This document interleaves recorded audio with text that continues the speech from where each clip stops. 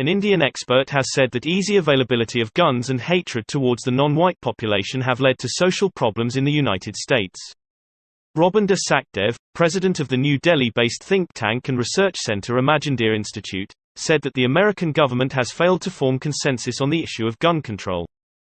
See, the basic issue in America is that easy availability of guns and a culture where owning a gun is your right. For the Republicans and conservatives, gun control is a core issue. We have the National Rifle Association, which is a very smart advocacy lobbying organization.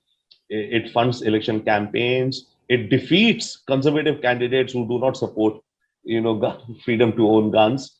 And also remember, between the federal and state government, they have their own, the states have their own rights. So even at the federal, there's no consensus. One can't see it coming. On the one hand, almost the entire country feels sad right now, right? But what happens? The Republicans and the conservatives look at the solution in a different way. They feel that the gun is not the problem. They think that it is, the individual which is the problem. Sakdev further pointed out that in many human rights violations in the US, there is hatred toward those who are non-white.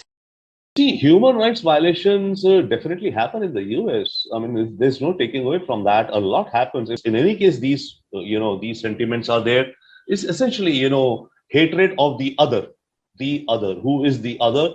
The other is anyone who's non-white, so to say, right? So hatred of the other, and it has been going up. So the hatred of the other and thinking that the other is taking away my opportunities, okay, and the other is polluting my culture. So that's, to a large extent, I would say it's hatred. It's driven by hatred and hatred of the other. And maybe the only parameter is the color.